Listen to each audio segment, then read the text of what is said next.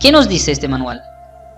Nos presenta un índice, generalidades, capítulos, nos clasifica las carreteras, criterios y controles básicos para el diseño geométrico. Además de esto nos indica el diseño geométrico en planta, perfil y secciones. Eso de acuerdo a este manual vamos a dividir nuestros módulos, ¿no? Entonces vamos a ir al módulo 1. Vamos a hacer un sobresalto aquí. Es importante que para un diseño geométrico de carreteras tengamos claro qué es la norma, ¿no? En sí, casi el 100%. Porque normalmente nosotros somos muy superficiales, ¿no? Entendemos cómo se hace una curva, cómo se hace un peralte y terminó, ¿no? A veces las cosas simples son de mayor envergadura o de mayor importancia en un proyecto de carreteras. Bien, dice, este manual está dividido en 6 generalidades, ¿no? Fíjate acá las generalidades dicen 6 capítulos. De acuerdo a esto vamos a tener diferentes capítulos y es importante saber esto de acá, ¿no? Tú debes conocer qué es el SNIP, el MTC, la policía, el SLAMP es Sistema Legal de Unidades Medidas del Perú, ¿no? ASHTO, que es importante en transportes, etcétera. Sistema internacional que todos usamos, ¿no? Y las unidades de medidas también. Para taludes, acuérdate que los taludes se miden vertical entre horizontal, ¿no? Muchas veces nos confundimos con eso. Es algo simple, pero nos confundimos con eso. Y ahora vamos a entender qué es una carretera, por ejemplo. ¿Qué es una carretera? Glosario de términos. Este es muy importante. Nosotros como ingenieros debemos tener un vocabulario bien adecuado para poder tratar de estos temas. La definición de los términos usados en el presente documento corresponde al glosario de términos de uso frecuente de proyectos de infraestructura vial. Dice, entonces asimismo se incluye los siguientes términos que serán de uso exclusivo para el presente anual. ¿Qué es una carretera? Es un camino para el tránsito de vehículos motorizados de por lo menos 2 ejes. Una carretera de por lo menos 2 ejes, ¿no? No te dicen que es una carretera para bicicletas, cuyas características geométricas tales como que, mira, fíjate qué características tiene. Tiene pendiente longitudinal, tiene pendiente transversal, no te olvides, tiene sección transversal, superficie de rodadura y además elementos de la misma. Mira, tiene pendiente longitudinal, que significa que es una pendiente de inclinación. ¿Qué más tiene? Tiene sección transversal, fíjate, tiene pendiente transversal, que significa inclinación, ¿no? Inclinación y además superficie de rodadura y demás elementos. Deben cumplir las normas técnicas vigentes del Ministerio de Transportes y Comunicaciones. Ahora definimos qué es un derecho de vía. Dice faja de terreno de ancho variable dentro del cual se encuentra comprendida la carretera y todos los elementos que la conforman. Dice faja de terreno de ancho de vía, ancho variable. Ancho variable. No ellos dicen que el ancho de una carretera tiene que ser fijo en todos los tramos, ¿no? Variable, ¿no? De acuerdo a la orografía, de acuerdo a la topografía, de acuerdo a las pendientes, de acuerdo a la zona de uso, de acuerdo a la cantidad de vehículos que transitan por la zona, vamos a verificar qué ancho lo va a instalar el ingeniero o consultor en este caso. Bien, estudio de impacto ambiental. Es importante para garantizar la seguridad y funcionamiento hidráulico en los ríos, quebradas y otros no están limitadas a caja de terreno, constituyen derecho de vía. Dice estudio de impacto ambiental. Está dirigido a identificar los cambios que se generan, el tránsito vehicular y peatonal existente, ¿no? Que significa el estudio de impacto vial. Es aquel dirigido a identificar los cambios que se generan en el tránsito vehicular y peatonal existente, como consecuencia de la implementación de un proyecto o instalación dentro o fuera del derecho de vía de la carretera. Y establecer la solución para mitigar los impactos que pueden producirse por su funcionamiento. Esto es bien importante, ¿eh? Plataforma logística, área dentro del cual se realizan diversas actividades relacionadas con el transporte intermodal y su gestión. Sección transversales. ¿Qué es una sección transversal? Antes hablábamos de una sección transversal, ¿verdad? Vamos a explicarlo. Fíjate que acá tenemos sección transversal general y sección transversal. Hay que entender cuál es la diferencia. Y además tenemos especial. Entonces eso deben ser diferentes, ¿verdad? Dice sección transversal, representación de una sección de la carretera en forma transversal al eje y las distancias específicas. ¿Esto a qué nos dice? ¿A qué se refiere las distancias específicas? Se refiere al ancho de vía, a la berma, a las cunetas, etc., a la zanja de coronación y demás. Todo esto se representa en un plano de sección transversal. Además, y distancias específicas que nomina y dimensiona los elementos que conforman la misma. Hay dos tipos de sección transversal, fíjate, general y especial. Ahora vamos a entender como es general y especial. Dice. Está conformada por los elementos de la carretera, tales como la calzada. La calzada es por donde pasan los vehículos. La superficie de rodadura es el mismo. Constituido por los carriles, también se conocen como carriles. Las bermas que van a los costados de la vía. Los taludes, sistema de drenaje, que en este caso son cunetas, alcantarillas, zanja de coronación, badenes y otros. Y obras complementarias como muros, ductos, cámaras de fibra óptica. Cámara de fibra óptica también te voy a enseñar cómo se realiza, cómo se instala. Elementos del sistema de señalización, seguridad vial e infraestructura para dispositivos de control de tránsito inteligente y otros. Fíjate que todo esto engloba, esto se realiza de acuerdo por kilómetros, no necesariamente 1 kilómetro o 2 kilómetros. Entonces vamos a leer la norma a ver a cada cuánto nos obliga colocar las secciones transversales. Normalmente, si tú quieres tener un proyecto bien adecuado y la supervisión te realiza, viene a supervisar estas actividades de acuerdo a secciones transversales a cada 5 metros. Eso sería lo óptimo. Pero cuando tú ya tienes vías bien largas, de kilómetros bien elevados, es muy difícil realizar un control así. Generarías mucho pérdida de tiempo. Ahora, sección transversal especial dice, corresponde a los tramos de carretera que requieren soluciones de carácter integral o situaciones extraordinarias. ¿Qué significa? Que, por ejemplo, en un tramo de carretera voy a realizar un montón de instalaciones de estructuras, de obras de arte o estructuras de obras complementarias. ¿Estamos? Bien, dice zonas como de concentración de personas, comercio, tránsito de vehículos, etc., ¿no? O sea, mi sección transversal no va a ser lo mismo que cuando yo esté en una vía de acceso, por ejemplo, una vía no carretera normal, que cuando yo esté en una ciudad. Esos son especiales, ¿no? Además, que en este podemos hacer interconexión con el sistema vial local, puentes, también es algo especial, túneles y otros, ¿correcto? Además, está conformada de algunos elementos de sección transversal general por vías auxiliares, vehiculares o peatonales. Por ejemplo, serían como sus redes colectoras, ¿no? Bien, tramos homogéneos. Dice, son aquellos que el diseñador identifica a lo largo de una carretera. Homogéneo viene de la palabra igual, ¿no? Similar. Bien. Velocidad de diseño de tramo homogéneo. Es la base para la definición de características de los elementos geométricos incluidos para un tramo homogéneo. Velocidad de operación. Es la máxima velocidad o la velocidad máxima a la que pueden circular los vehículos en un determinado tramo de una carretera. Si tú te das cuenta cuando has viajado, te fijas, en los tramos de vía hay letreros o señales de tránsito que te indican a qué máxima velocidad puedes ir. O sea, ese tramo de carretera está diseñado para ir a esa velocidad máxima. Pues sobre todo ocurre en las curvas, ¿no? Te dicen, tienes que viajar a 30 km por hora, entonces tú deberías hacer caso como conductor. Y como ingeniero, es tu obligación realizar esa señalización a la hora de realizar un expediente técnico. Porque finalmente la ejecución de la obra es la extracción de todo lo que dice el expediente técnico. Instalar todo lo que me dice el expediente técnico. Entonces vamos a entrar al capítulo número 1. Estuvimos en generalidades, tuvimos algunas definiciones. Antes de pasar al capítulo 1 vamos a realizar un repaso muy importante. ¿Qué es una carretera? Camino para el tránsito de vehículos. Sí. Derecho de vía dice faja de terreno de ancho variable. Dice dentro del cual se encuentra la carretera y todos los elementos que lo conforman. ¿Estamos? O sea, yo cuando voy a hacer un corte para instalar una carretera, eso es mi derecho de vía. ¿Estamos? Bien. Estudio impacto vial, dice, es aquel que dirigido a identificar los cambios que se generan en el tránsito vial y peatonal, ¿no? O sea, cuando yo instale mi carretera, ¿qué va a pasar, no?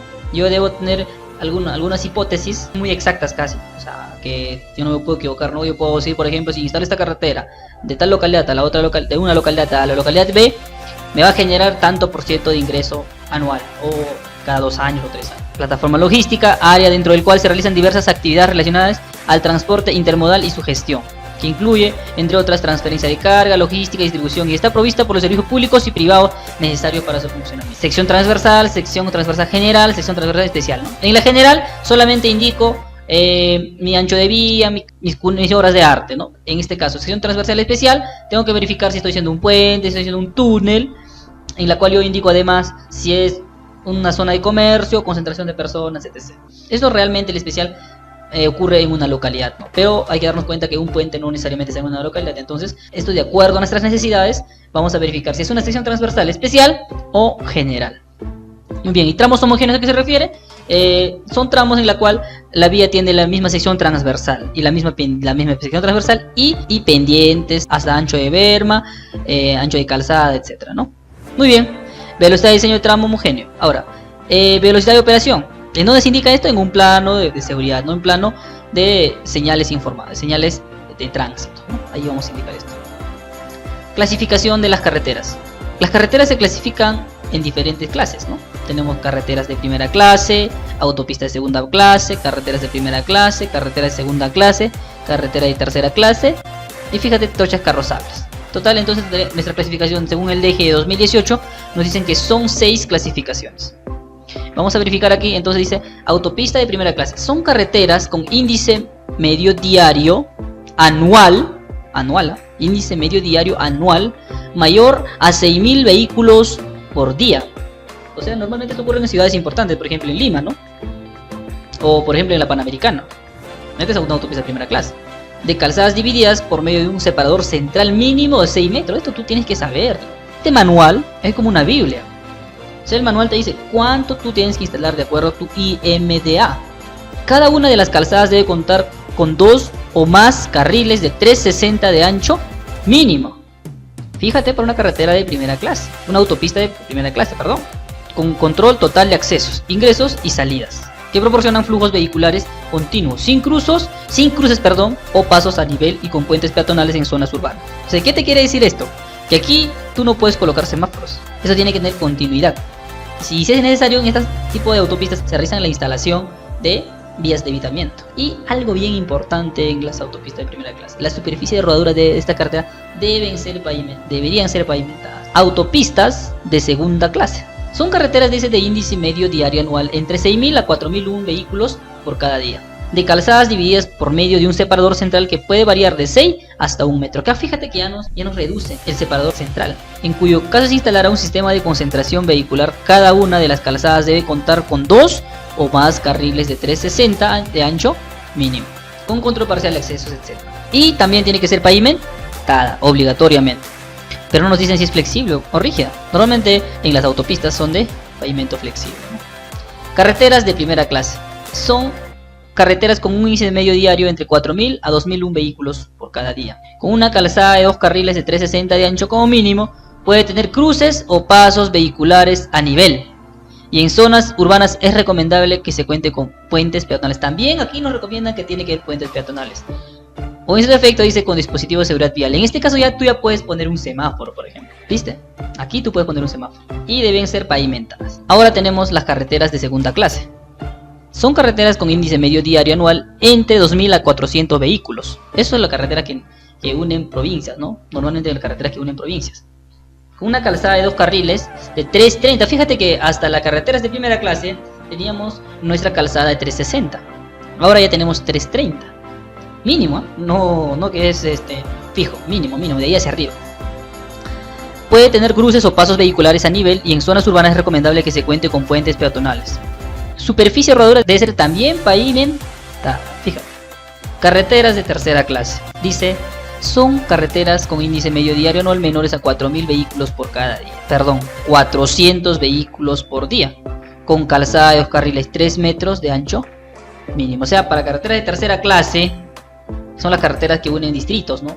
Ahí pasan máximo 10 carros, 15 carros, etc. O hasta hay días que van solamente un carro, o hay días que no van ningún carro. Entonces, estos son carreteras de tercera clase. De manera excepcional, estas vías podrán tener carriles hasta 2.50. Mira que la facilidad que nos dan, ¿no? Nuestra vía podrían tener hasta carriles de 2 metros 50, contando con el sustento técnico correspondiente. O sea, yo soy ingeniero consultor. ¿Qué debería hacer, por ejemplo, en una zona empinada? Y es pura roca. Y tal vez en el expediente técnico no me hicieron el cálculo para voladura, para realizar movimiento de tanto volumen de piedra. Eso sería un factor económico. Y como las carreteras, su sistema de contratación están a precios unitarios, no hay ningún problema. Ahora, lo que pasa es, ¿qué tal esa piedra es una roca en descomposición? O sea, yo una voladura, se viene todo el cerro, en este caso. Entonces, ¿qué debo hacer? Reducir mi ancho. Y entonces yo puedo tener una carrila de 250. Y ese es un sustento técnico. ¿Y quién me lo tiene que autorizar? Un geólogo. Obligatoriamente un geólogo. Me dice, si tú haces un corte hasta aquí, ocurrirá que todo ese talud se puede venir. Y entonces, ese es un sustento técnico. Bien, esas carreteras pueden funcionar con soluciones denominadas básicas o económicas consistentes. Ya te dije, ¿no? Básicas o económicas. Dice, consistente en la aplicación de estabilizadores de suelos, emulsiones asfálticas y o micropavimentos. En afirmado, en la superficie de rodadura, dice, en caso de ser pavimentadas, deberán cumplirse con las condiciones geométricas estipuladas para las carreteras de segunda clase. Fíjate qué es lo que tiene que ocurrir, ¿eh? Si voy a pavimentarlo, tiene que tener, dice, condiciones geométricas como si fuera una carretera de segunda clase. Bien, Y por último, ¿no? Nuestras carreteras que todo el mundo conocemos, las trochas carrozables. Son vías transitables que no alcanzan las características geométricas de una carretera. Por lo general tienen un índice medio diario anual de 200 vehículos por día.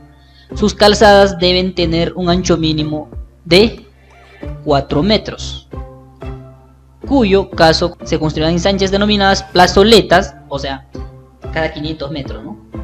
Eso ya es obvio, eso sabemos todos de memoria, porque todos hemos viajado en algún momento en áreas locales, ¿no? De un distrito a otro.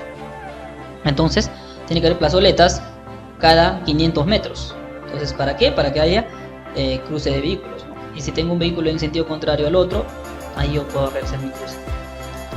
Y tu ancho mínimo tiene que tener 4 metros. Mínimo 4 metros. Y la superficie de rodadura nos limita aquí, si nos dice, o nos da la libertad de realizar entre ser afirmada o no afirmada.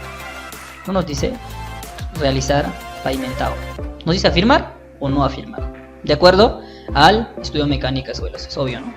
Terminado con la sección número 1, ahora pasamos a la definición orografía de carreteras.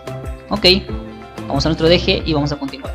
Bien, las carreteras en el Perú, dice, en función de la orografía predominante de terreno por donde discurre su trazo, se clasifican en, fíjate cuántos tipos, en 4 tipos. Ya está, en 4 tipos. Tiene pendientes transversales al eje de vía menores o iguales al 10% y sus pendientes longitudinales son por lo general menores al 3%. Fíjate, es un terreno plano, tipo 1. Dice, tiene pendientes transversales del eje de vía, o sea, las que son inclinadas. ¿A cuánto? O sea, la sección transversal, donde vas a hacer tu corte, ¿qué ocurre? Dice, son menores al 10%. 10%, entonces dices, por cada 10 metros de elevación en vertical, tienes 100 metros de horizonte. ¿Estamos? Muy bien. Y sus pendientes longitudinales son por lo general menores a 3%. O sea, en cada 3 metros de elevación, corro 100 metros de largo. Demandando un mínimo de movimiento de tierras, por lo que no presenta mayores dificultades en su trazo. Nosotros, si tenemos este tipo de orografía, no podemos sufrir. Bien. Terreno ondulado. Tiene pendientes transversales al eje de la vía entre 11% y 50%.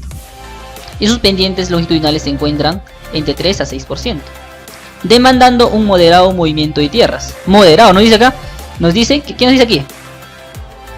Un mínimo, y aquí un moderado.